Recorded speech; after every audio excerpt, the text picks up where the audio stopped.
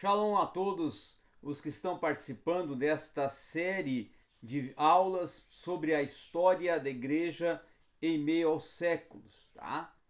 Nós estamos provendo essas aulas para alguns irmãos ali no Reino Unido e também na Europa e em Londres, que o presbítero Ricardo Cardoso está disponibilizando para nós e que está providenciando ali para todos que estão participando deste momento tão especial de aprendizado com essas aulas. Também queremos aproveitar para informar a você que não ainda se inscreveu no canal, que se inscreva no canal, tá? Que também venha a contribuir dando seu like e possa compartilhar o conteúdo para podermos assim estar cada vez avançando mais. Vamos falar então hoje, continuando ao assunto que foi abordado no dia de ontem, na quinta aula, sobre o segundo século. Dentro dessa proposta do segundo século, nós iremos falar sobre agora já novas propostas que estão surgindo, tá? No segundo século ocorreram desenvolvimentos que desde então eles foram formativos para a maioria das igrejas cristãs. E eles aconteceram dentro de um processo de definição de frente às interpretações, como nós vimos ontem, da mensagem cristã que nós até ontem abordamos. Então, o problema entre a grande igreja, ou grande parcela da igreja, como o caso de Celso, já chamava na segunda metade do segundo século, e também os seus rivais de marcionitas, aqueles que seguiam a doutrina de Marcion, como nós ontem tratamos, os gnósticos, os montanistas e até alguns judeus encratitas que também estavam envolvidos nessa, vamos assim, invasão de heresias dentro da igreja. Então, o que é a fé prática e apostólica? Dentro dessa proposta, o cristianismo, então, autêntico tinha de ver a questão das origens, para poder saber o que era a fé prática, apostólica, a doutrina autêntica que os apóstolos deixaram como legado, como ensino. Os apóstolos, os primeiros discípulos de Jesus Cristo, eles que tiveram essa responsabilidade de transmitir esse ensinamento e de deixar esse legado doutrinário para a igreja já do segundo século, que não estava mais sendo conduzida por eles, porque o último, que é João, morre próximo dos anos 100 depois de Cristo. A igreja do segundo século, então, ela vai desenvolver uma defesa tríplice daquilo que é apostólico, daquilo que está dentro do contexto e do conteúdo da doutrina dos apóstolos. A ordem lógica de pensamento era a seguinte: onde o ensinamento apostólico deve ser encontrado? Essa era a grande pergunta, essa era o grande quê da questão. A igreja então apontava para as escrituras, naturalmente. E aí surgiu uma outra pergunta: como está a escritura, como o texto escriturístico deve ser interpretado? Não é? Como deve ser essa interpretação desenvolvida? Então ele apontava para o seu conteúdo como uma regra de fé na última pergunta: qual é o canal, certo? Onde esse ensinamento foi preservado e onde ele pode ser encontrado agora. Então já a igreja apontava nesse sentido para a sucessão de bispos e presbíteros também, que devidamente eram nomeados. De acordo com essa ordem histórica, em que cada um deles alcançou sua forma definitiva, a igreja reivindicava um ministério apostólico, um episcopado, uma fé apostólica, a regra de fé e credo, as escrituras apostólicas, o cânon, e também a ordem histórica de surgimento, que esses três desenvolvimentos eram discutidos e abordados.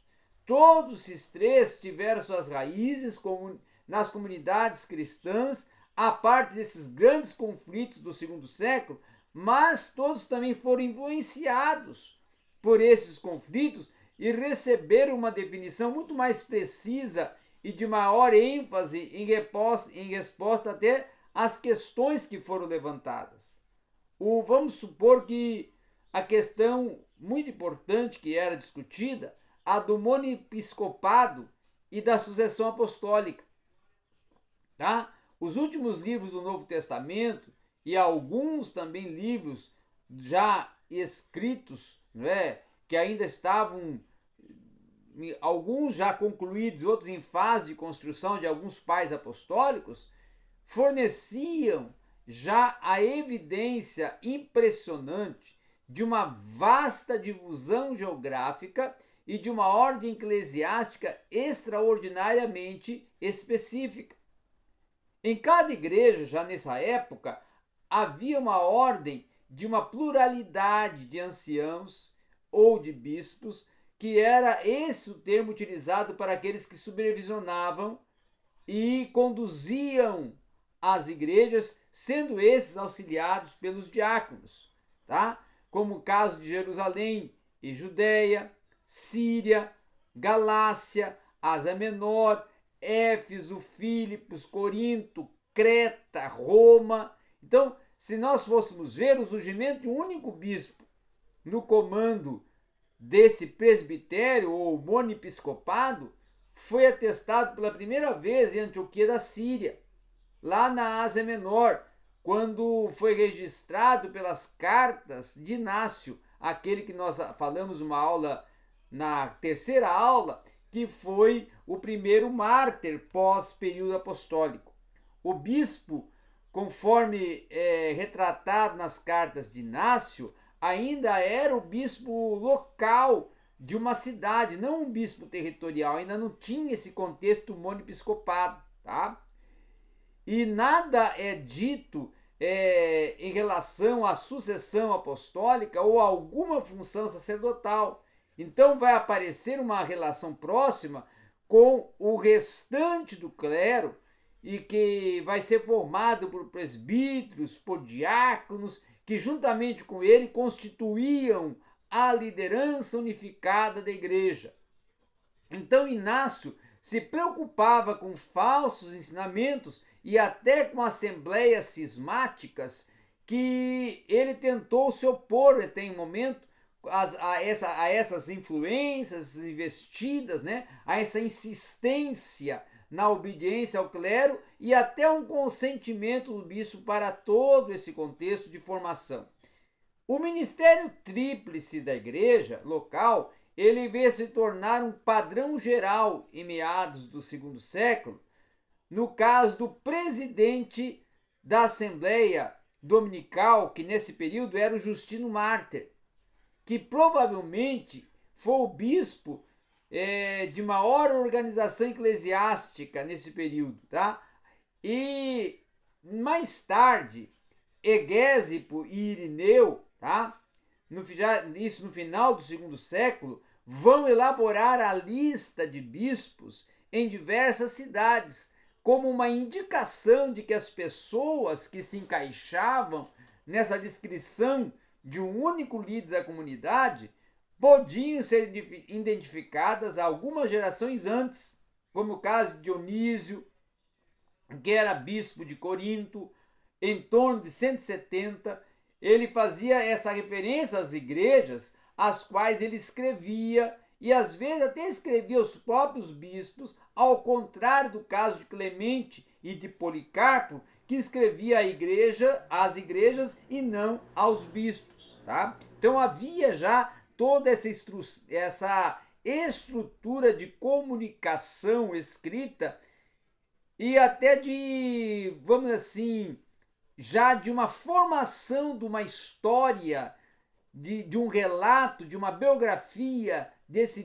crescimento e desenvolvimento da igreja nesse transcurso de segundo século. Então, alguns fatores envolvidos no surgimento, como no caso de um único líder do presbitério, que teria incluído, no caso também, a presidência da Santa Ceia, quem era o responsável por presidir a Santa Ceia, tá? A administração dos fundos da igreja, aquele que era responsável pela parte econômica da igreja. A representação da igreja em correspondência à questão da hospitalidade e também ao ensino autorizado. Essa ordenação ainda não era mencionada nas fontes como a limitação do direito de ordenação ao bispo, que vai aparecer pela primeira vez em tradição apostólica, presumivelmente datada do início do terceiro século.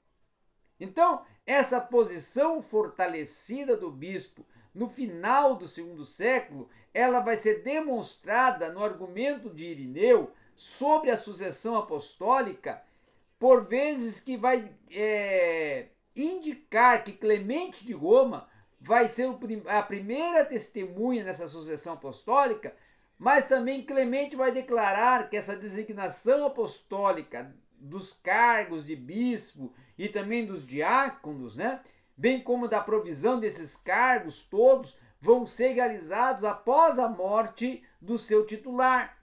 Então, com isso, era simplesmente uma sucessão no cargo segundo um padrão estabelecido pelos apóstolos. Essa sucessão apostólica, ela vai se tornar algo muito notável e por ocasião até dessa controvérsia de Irineu em relação aos gnósticos, vai se tornar um forte argumento a favor da fé ensinada nas igrejas. Então, essa reivindicação de uma sucessão apostólica de mestres, no testemunho do próprio Irineu, ela vai ser feita pela primeira vez por mestres gnósticos. E eles vão ser os responsáveis até por certificar esta questão de ensinamento com base em uma alegação, tá, de o terem recebido de uma sucessão iniciada em discípulos dos apóstolos. E com base nessa lista de Egésipo, né, composta por bispos de várias cidades, Irineu então vai formular a declaração ortodoxa. Já para ele, essa sucessão apostólica vai se tornar um argumento, não um artigo de fé, mas um argumento, que muitas vezes argumentos bem-sucedidos vão se tornar parte de uma posição que vão apoiar, deixando de ser um mero argumento a favor da posição. Então, essa posição que Irineu ele estava sustentando era a de que a fé apostólica já era preservada nas igrejas pela sucessão pública que ocorria com os bispos e também com os presbíteros, tá? Então ele vai incluir presbíteros, Irineu na sua cartilha administrativa e eclesiástica dentro do contexto da sucessão, onde já inclusive os apóstolos, nessa sequência de mestres gnósticos, estavam nesse contexto. Então o argumento de Irineu é que todos os bispos em todas as igrejas ensinavam a mesma doutrina e tornavam a seguinte forma: a estabilidade ou a uniformidade do ensinamento era garantida por sua publicidade. A mesma doutrina já era ouvida de domingo a domingo na igreja. Na transmissão secreta existia uma possibilidade de comunicação falha ou até de uma alteração deliberada. Mas também nesse ensinamento público havia um número muito grande de pessoas que ouvem a mesma coisa para que mudanças significativas viessem a ser despercebidas. Com essa exatidão da doutrina, confirmada até por uma conformidade entre os ensinamentos ministrados em núcleos diferentes, o fato de o mesmo ensinamento ser apresentado tanto em Roma como em Filipos, Esmirna e Éfeso e até em outras cidades demonstrava a origem comum da mesma mensagem apostólica. Além disso, Irineu vai alegar que esse apostolado, se ele tivesse algum segredo, eles o teriam compartilhado a homens em que eles tivessem a confiança o suficiente até para entregar ao cuidado das igrejas como bispos e presbíteros. Tá? Então o mundo helênico teve essa sucessão de mestres nas escolas filosóficas e os judeus tiveram listas de sucessão de rabinos e sumos sacerdotes em Jerusalém, e nesse contexto todo houve um interesse por listas de sucessão dentro do caso dos montanistas, tá? Que sustentavam uma sucessão de profetas, e dos próprios gnósticos, que sustentavam uma sucessão de mestres. No caso, em resposta a esses últimos, que era Irineu, tinha uma sucessão coletiva de presbíteros das igrejas, bem como também o individual, que era enfatizado por bispos em uma sucessão de fé e vida e até de uma transmissão de carismas especiais. Cada responsável pelo ensino, esse recebia a verdade como um dom de seu antecessor, mas não com o dom que garantia a verdade do que ele ensinava, tá? Então a verdadeira sucessão, ela exigia uma vida santa, uma sã doutrina, e apenas ela estaria fixa, né, nessa sucessão para não somente bastar, mas também apontar os hereges que, nesse caso, estavam desviando a verdadeira doutrina ensinada pelos apóstolos, a distorcendo, tá? Um outro contraste também com essa sucessão apostólica vai se tornar mais tarde para Irineu uma forma de ser transmitida de quem ocupava o cargo de ensino ao próximo, não do ordenador, mas do ordenado. Então foi feito um crivo, foi iniciado a ser feito um crivo da questão de quem era o responsável por estar transmitindo o ensino apostólico à igreja. Tertuliano, com uma perspicácia, tá? E até um exagero característico, ele vai levar mais adiante esse argumento de Irineu, e ele vai ao passo até do que Irineu deixou de legado e do que Irineu instituiu que a igreja em Roma apoiasse o seu argumento, tá? Ele influenciou que a igreja em Roma viesse a apoiar o seu argumento. Tertuliano vai recorrer às outras igrejas que são de base apostólica, além das de Roma, para mencionar apenas o que os bispos e não os presbíteros, como um sarcasmo brilhante, viesse a contrastar essa uniformidade do ensinamento nas igrejas com até uma variedade dentro desses diferentes grupos de hereges, questionando com todas as igrejas essa manutenção da fé apostólica, que poderia ter acidentalmente incentido no mesmo erro.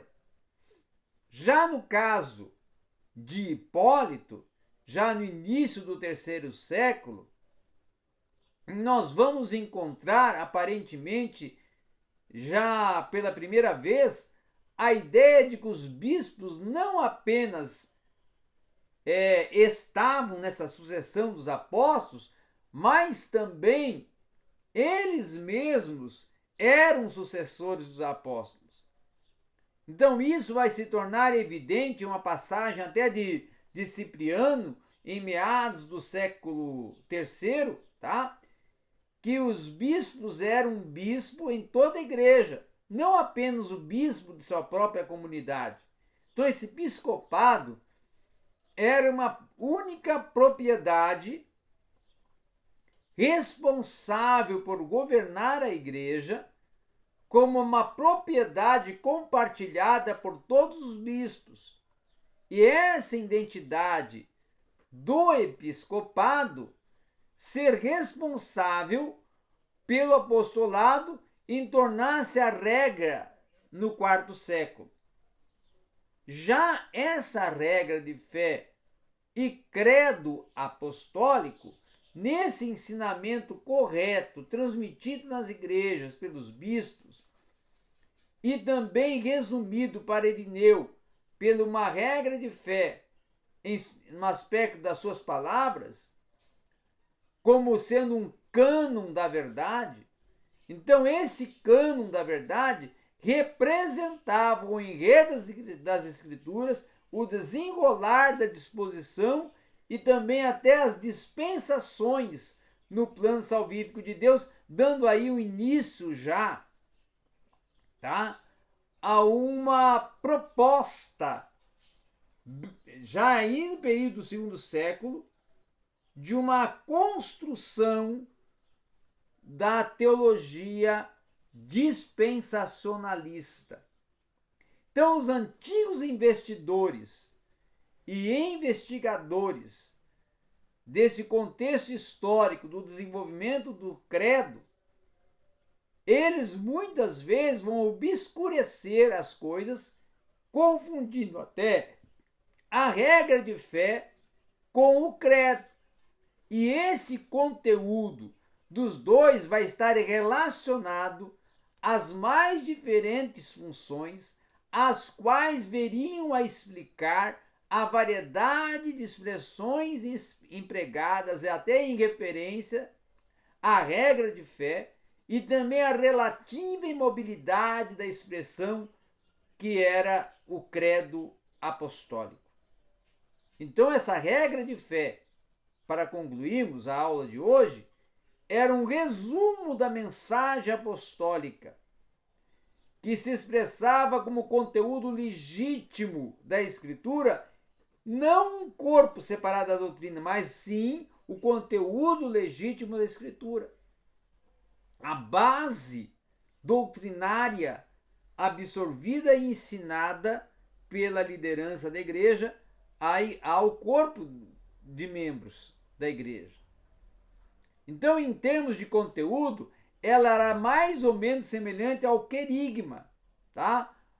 Ou seja, aos estudos neotestamentários, como uma síntese da pregação apostólica.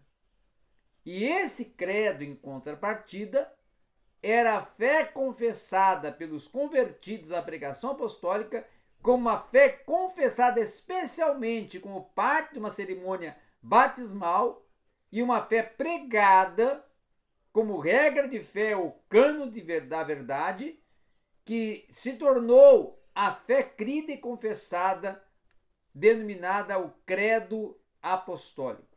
Então essa era a aula de hoje, dando continuidade ao desenvolvimento, ao transcurso histórico da igreja dentro do segundo século. Na próxima aula, já a nossa 7ª aula, nós já vamos dar continuidade a esse assunto, entrando com as declarações da regra de fé. Obrigado a todos.